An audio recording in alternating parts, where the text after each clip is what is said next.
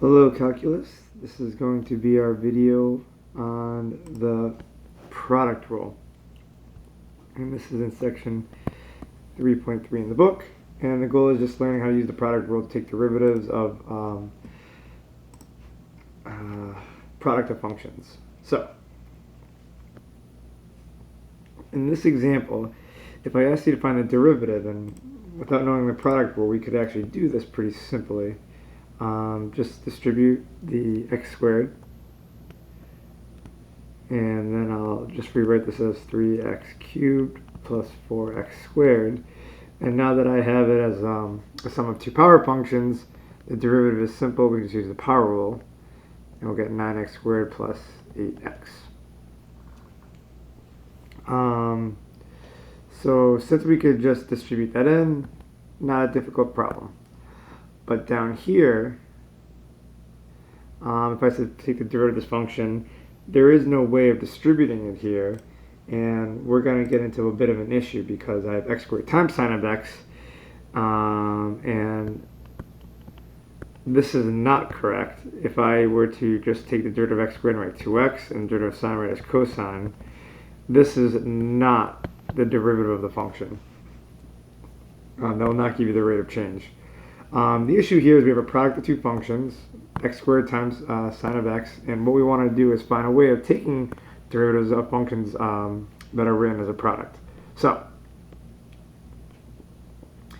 this is the product rule, and certainly write it down. I'll be writing this down a ton this year, but if I have a function that is a product of two functions, then the derivative of that is going to be the original first function times the derivative of the second function plus the derivative of the first times the second. So very often you're just going to see me write f g prime plus f prime g. And we'll use this product rule enough times where this will just become second nature.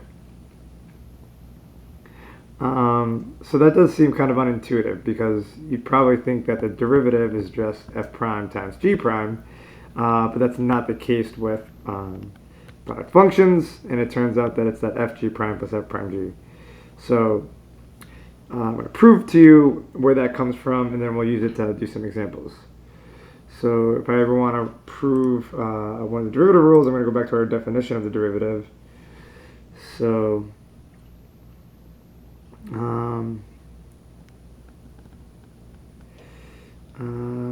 let's see here. Let's just do it like this. So I want to find the derivative of f of x times g of x, and based on our limit definition, remember the derivative of f we defined earlier as the limit as h approaches 0 of f of x plus h minus f of x over h. So using that same definition, the derivative of the function f times g is just, again, I need my function where I input the x plus h minus the function over h. So the f of x plus h part is now the function isn't f of x, it's f of x times g of x. So instead of x, I'm just going to replace the x with x plus h. Minus the function itself. All over h as h goes to 0. So this is the setup of the using the limit definition.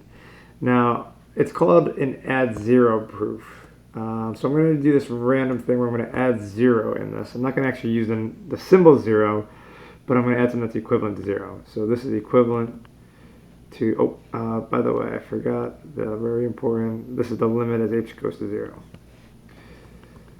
So I'm going to add 0. I'm going to show you where I'm going to do it. I'm going to do it in a different color.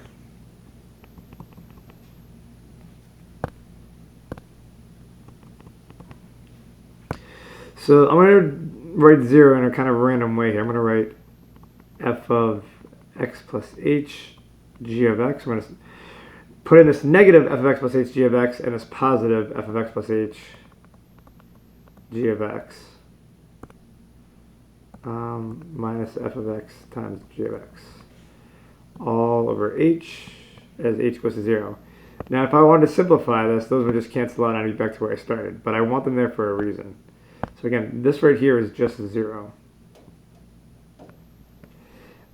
So adding 0 doesn't change the value, so this is a legitimate move. But the next thing I'm going to do here is split this up into two fractions.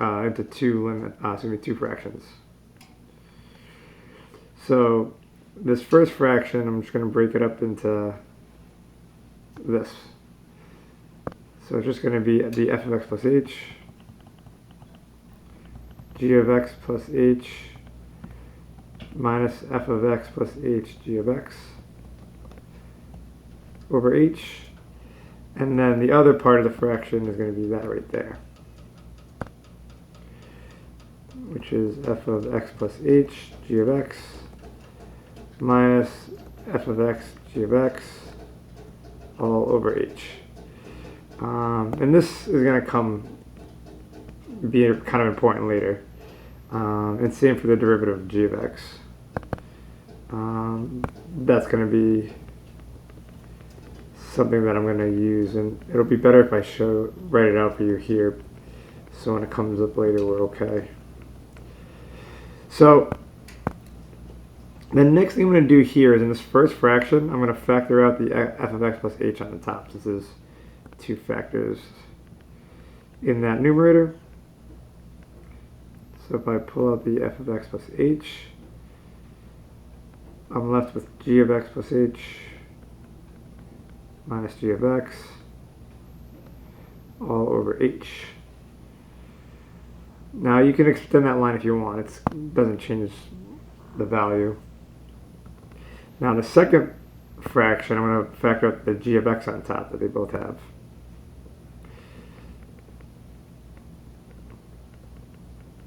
And then I'm left with f of x plus h minus f of x. And this is all over h. Now the way limits work, if I have a limit of two products, I can take the limit of each one individually. So this is what I'm going to kind of do here.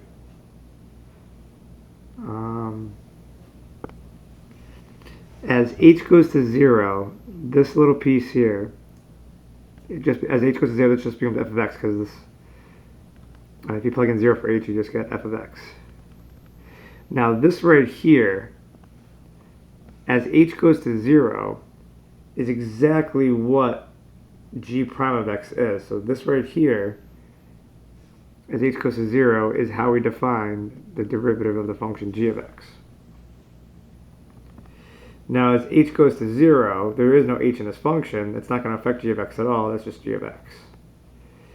And then this piece right here, as h goes to 0, that's exactly how we defined the derivative of f of x.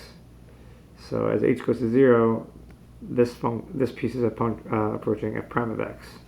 And so that's the product rule that we're trying to justify.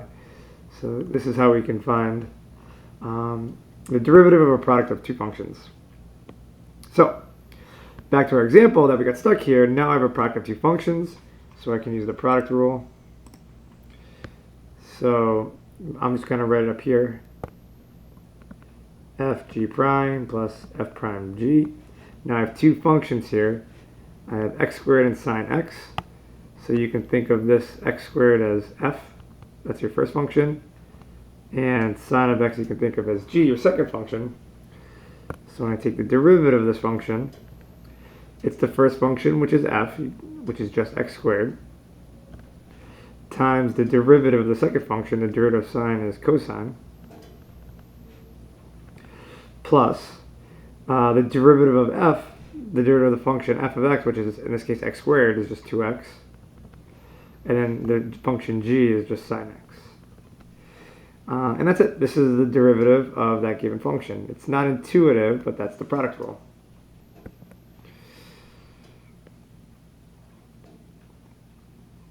Alright, here's another one. Now this particular function, if we multiplied it out, we could just use the power rule, but I'm going to do it using the product rule. Excuse me, we could multiply it out and use the power rule, but I'm going to do it using the product rule. So let's do that. So I have this function here, which I'm going to call f, and this function here, which I'm going to call g. So I have a product of two functions. I want to take the derivative, so let's use the product rule. Remember, it's fg prime plus f prime g. So the derivative of this function is the first function is f, leave it alone. That's 4x cubed minus x. Then I need to multiply it by the derivative of the second function. The derivative of the second function is just 2x plus 8. I'm using the power rule to find the derivative of that function g.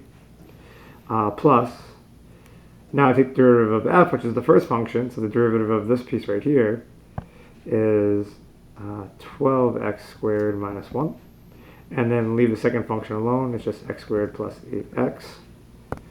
So again, this is f g prime plus f prime g. And that's it.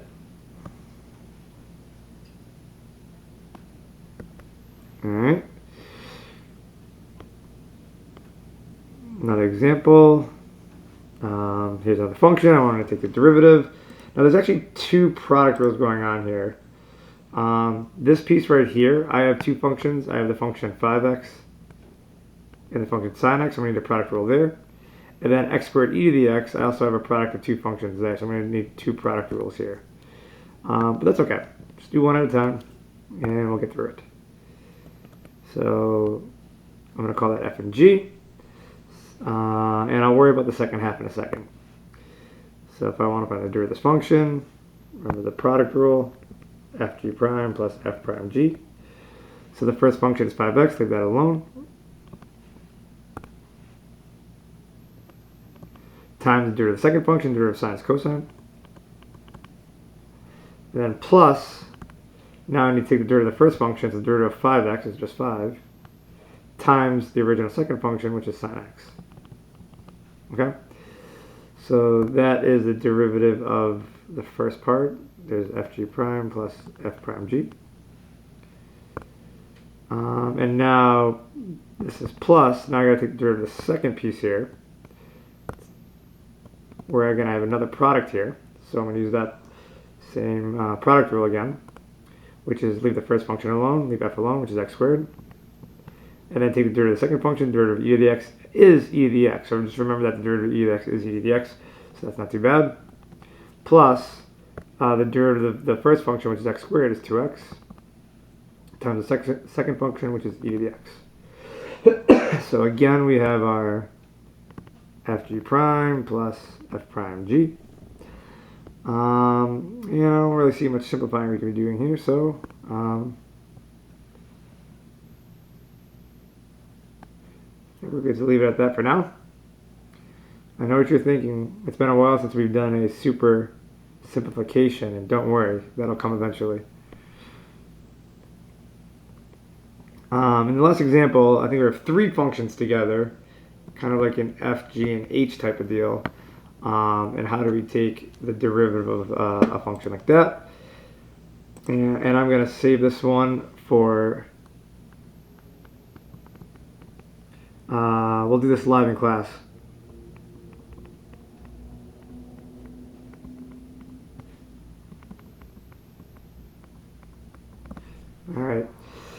All right, so just copy that example down so when we're in class we can jump right into it. Thanks a lot, chat, for being here again.